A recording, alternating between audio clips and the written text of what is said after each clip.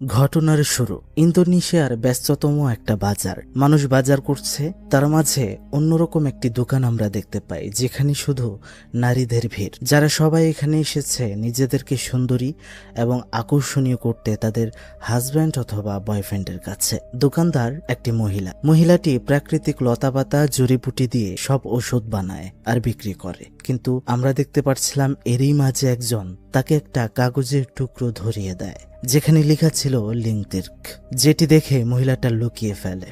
এরপরেই আমরা দেখতে পারি সেই দোকানদার মহিলাটি একটা হিজাব পরা মেয়েকে নিয়ে চলে যায় তার গোপন আস্থানায়। বলে নেওয়া ভালো, এই দোকানদার মহিলাটি শুধুমাত্র একটা দোকানদারই নয়, সে একজন শামান অর্থাৎ কবিরাজ। সে হিজাব পরা মেয়েটাকে বলছিল লিংতির্ক হচ্ছে ইন্দোনেশিয়ার প্রাচীন একটা প্রেমের তাবিজ। এটার প্রভাব যত বেশি তত এটার ঝুঁকিও বেশি, টাকাও। তোমাদেরকে যেটা বলছিলাম যে প্রেমের ক্ষেত্রে এই জাদুটা করা হয়, ভালো জাদুটা অনেক ভয়ঙ্কর। দেখতে থাকো, আশা করি তোমাদের অনেক ভালো লাগবে।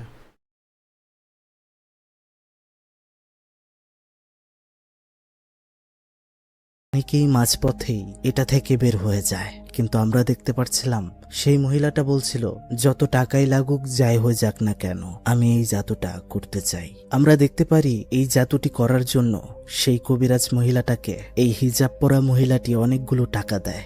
শুরু হয় জাদু, অভিশপ্ত এক রিচুয়াল, যেখানে সেই মহিলা কবিরাজ তার কাজের লোককে দিয়ে একটা কবর খুঁড়ায় এবং সেখান থেকে লাশ বের করে তারপর।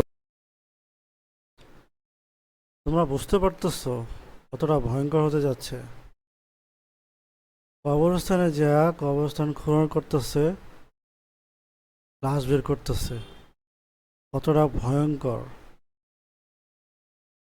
দেখতে থাকো। ভেতরে একটা তাবিজ ভরে দেয়, তার সাথে সেই হিজাব পরা মহিলা থেকে সে যাকে তাবিজ করতে চায় তার অন্তর্বাস নিয়ে নেয়, আর সেটা সেই লাশের মুখে সে ঘষতে থাকে ছবি সহ। সেগুলো আবার একটা কাপড়ে মুড়ে তারা চলে আসে তাদের মন্দিরে, আর সেখানে একটা অদ্ভুত নৃত্য পারফর্ম করে। বাল দেবতার কাছে তারা সাহায্য চায়। তখন আমরা দেখতে পারি সেই শয়তান সেই কবিরাজের ডাকে সাড়া দিয়েছে, জাদু শুরু হয়ে গিয়েছে।